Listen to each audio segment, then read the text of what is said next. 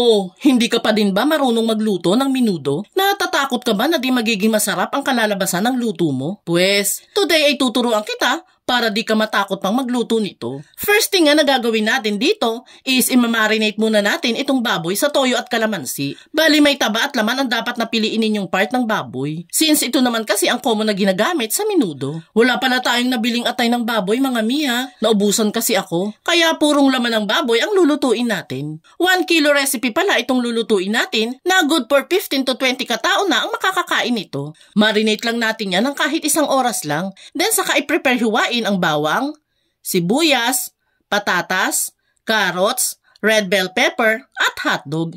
Hiwang pang minudo lang ang lahat ng gulay mga mi. Kung anong sukat ng karne, dapat di nalalayo ang sukat ng patatas, carrot, at hotdog. Once ma-prepare na, diretso na agad tayo sa pagluluto. Dito sa kawali, magpainit muna ng mantika, then saka i-pan fry ang mga hotdog. Bali sa pagluluto naman ng menudo mga mi, may kanya-kanya tayong estilo at pamamaraan kung paano mas mapapasarap ang lulutuin. Kaya yung pinapakita ko sa inyo is yung natutunan kong version. Kaya feel free na mag-comment dyan sa ibaba kung paano kayo magluto ng sarili ninyong menudo. Para naman makakuha ng idea yung iba nating taga-subaybay. At pagka-pan fry pala ng mga hotdog, sinunod ko na din dyang i-pan fry ang carrot, patatas, at red bell pepper. Mga 3 minutes ko lang yung piprituhin, then nahanguin ko na din yan agad. Dito sa mantikang naiwan, dyan na tayo magigisa ng sibuyas at bawang. Hayaan lang natin yung lumabas ang bango bago natin ilagay ang namarinate nating baboy.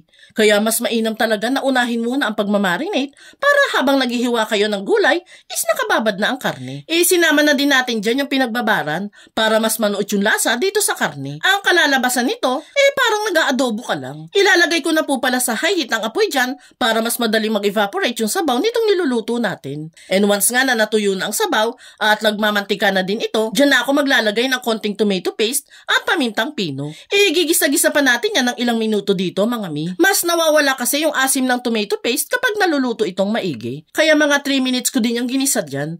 Then saka natin nilagyan ng tubig at dahon ng laurel.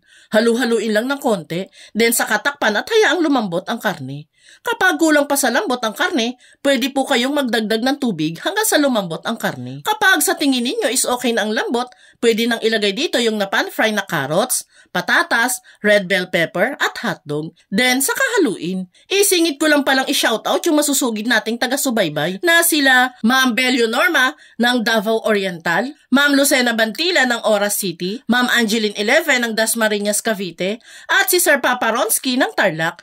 Thank you po sa inyo mga ma'am at sir. At kung gusto nyo din po ma-shoutout, pusuan mo lang tong video natin at i-comment mo po dyan sa ibaba kung taga saan ka para naman mapasalamatan kita sa future videos na gagawin pa natin. Thank you po lagi. Kapag nga lumambot na din yung mga gulay na nilagay natin, pwede na tayong maglagay dyan ng isang latang liver spread para mas maging special itong menudo natin. Haluin lang natin yung maigi, then sa katikman para mai-adjust pa ang lasa. Dito mga mi, maglalagay pa ako ng asin at paminta para mas makumpleto na ang lasa ng ating special menudo. At kapag okay na ang lasa, pakuluan na lang yan ng huling 1 minuto at pwede na yang hanguin. O, diba mga mi, napakadali lang magluto nitong special menudo. Sure akong bibilib ang buong pamilya mo once na matikman nila ang luto mo. Kaya ikaw, subukan mo na ding magluto nito.